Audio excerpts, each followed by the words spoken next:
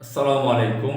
সুপ্রিয় দর্শক মণ্ডলী, বিএনপির স্থায়ী কমিটির সদস্য জনাব আলতাফ হোসেন চৌধুরী, সাবেক স্বরাষ্ট্রমন্ত্রী, তিনি সম্প্রতি কি বললেন?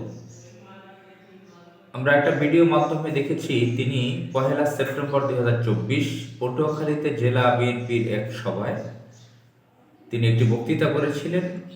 সেটা সম্প্রতি ছড়িয়ে পড়েছে, সামাজিক যোগাযোগ মাধ্যমে ছড়িয়ে পড়েছে। এতদিন কেন ছড়িয়ে পড়লো না বুঝতে পারলাম না। হয়তোবা জেলা লেভেলে বক্তৃতা করেছিলেন, সাংবাদিকরা অনেকে টের পাননি, এটা এভাবে প্রকাশ পায়নি, একটু সময় লেগেছে প্রকাশ পেতে। তো তিনি যেন হাটে হাড়ি ভাঙলেন। হাটে হাড়ি ভাঙার সম্পর্কে একটি ঘটনা আমার মনে আছে। জাতীয় সংসদে বক্তৃতা করছিলেন ব্যারিস্টার মওদুদ আহমদ। তিনি ছিলেন আইন, বিচার ও সংসদ বিষয়ক মন্ত্রী, বিএনপির স্থায়ী কমিটির সদস্য। সেই পদবী অবস্থায় তিনি বক্তৃতা করেছিলেন। মোহাম্মদ নাসিম সম্পর্কে তিনি বলেছিলেন, আমি কিন্তু হাটে হাড়ি ভেঙে দেব। নাসিম ছিল বিরোধী দলের এমপি। তিনি বলেছিলেন, এরশাদের থেকে কত টাকা খেয়েছিলেন আমি কি বলে দেব, আমি কিন্তু হাটে হাড়ি ভেঙে দেব। তো এইভাবে হাড়ি ভাঙার কথা আমরা বিভিন্ন জায়গায় শুনে থাকি। তো আলতাফ হোসেন চৌধুরী যেন সঠিকভাবেই হাটে হাড়ি ভাঙলেন। আলতাফ হোসেন চৌধুরী একজন বয়স্ক ব্যক্তি, 86 বছর বয়স, 85 বা 86 বছর বয়স। এই বয়সেও তিনি বেশ সতেজ আছেন। সাবেক বিমান বাহিনীর প্রধান, এয়ার ভাইস মার্শাল পদবীর তিনি। তো তিনি স্বরাষ্ট্রমন্ত্রী থাকা অবস্থায় অনেক বিতর্কিত হয়েছিলেন। সামান্য বিতর্কিত হয়েছিলেন একটি কথার কারণে। এরপরে তার স্বরাষ্ট্রমন্ত্রীর পদ থেকে সরিয়ে তাকে পদবিহীন মন্ত্রীতে রাখেন। তো যাই হোক, এই আলতাফ হোসেন চৌধুরীকে অনেকেই চিনেন না। তিনি বৃদ্ধ বয়সে আওয়ামী লীগের আমলে জেলও খেটেছেন শেষ দিকে। যারা বিমান বাহিনীতে ছিলেন এমন ব্যক্তিদের কাছে আমি তার কথা ভালোই শুনেছি। তিনি পরিচ্ছন্ন লোক, সহজ সরল লোক। তিনি বলেছেন, বিএনপির মধ্যে অনেক রয়্যাল এজেন্ট আছে, তারা আননোন না, নোন। আমি তাদেরকে চিনি। আমি বলতে পারি, কোট অ্যান্ড কোট, আমি তাদেরকে চিনি। আমি ঢাকায় থাকি, পটুয়াখালীতেও থাকি। বিএনপির রয়্যাল এজেন্ট যারা আছে, কোট অ্যান্ড কোট, তাদের কলকাতার সল্ট লেকে বাড়ি আছে, তাদের পেট্রোল পাম্প আছে, তাদের হুঁশিয়ারি আছে, তাদের স্বর্ণের দোকান আছে। তারা যদি 100 টাকা ইনকাম করে, 90 টাকা তারা ভারতে পাঠায়। তাদের বিভিন্ন ধরনের ব্যবসা আছে ভারতে, কোট অ্যান্ড কোট। তাদের বাসায় যদি যান, সেখানে ভারতীয় পাসপোর্ট পাবেন, বাংলাদেশি পাসপোর্ট পাবেন, কানাডিয়ান পাসপোর্ট পাবেন। এবং আওয়ামী লীগের যে ফ্যাসিজম, সেটা সম্পর্কে তিনি আলোচনা করেছেন, কিভাবে ভারত আওয়ামী লীগের এজেন্ট হিসেবে ছিল। সাউথ এশিয়ার মধ্যে যে রাষ্ট্রগুলো আছে, দেশগুলো আছে, সেগুলো বাংলাদেশ বাদে কারোর সাথে তার সম্পর্ক ভালো ছিল না। তো তিনি আবার ব্যাখ্যা দিয়েছেন বাংলাদেশের সাথে কিভাবে ভালো সম্পর্ক ছিল, যে বাংলাদেশের জনগণের সাথে, মানুষের সাথে না, বাংলাদেশ রাষ্ট্রের সাথে না, এটা আওয়ামী লীগের সাথে তাদের একটা সম্পর্ক ছিল। তো কিভাবে আওয়ামী লীগ সিলেকশনে এমপি বানাতো সেগুলো বলেছেন। কিভাবে বাংলাদেশকে লুটপাট করেছেন, ফ্যাসিজম তৈরি করে দিয়েছেন, সেগুলো তিনি বলেছেন। তো যাই হোক, সেই কোট আনকোট সেগুলো আমি শুনলাম, আর আপনারাও অনেকে শুনে থাকবেন। সামাজিক যোগাযোগ মাধ্যমে এগুলো ভাইরাল হয়েছে। আর যেটা ইন্টারেস্টিং ব্যাপার হচ্ছে যে ভারতের এজেন্ট কথাটা বাংলাদেশের মানুষে অনেকে বললেই নাক ছিটায়। নিজেদেরকে প্রগতিশীল বা আধুনিক বা ওভার স্মার্ট সাজাবার জন্য বলে থাকে, আপনারা কথায় কথায় ভারতীয় এজেন্ট খুঁজেন, ভারতীয় এজেন্ট বলেন। ভারতের নামটা পর্যন্ত তাদের সামনে উচ্চারণ করা যায় না। আপনাকে এমনভাবে কোণঠাসা করবে আপনাকে, তারা ওভার স্মার্ট সেজে যাবে, তারা খুব প্রগতিশীল সেজে যাবে। আর ব্যাপারটা হচ্ছে,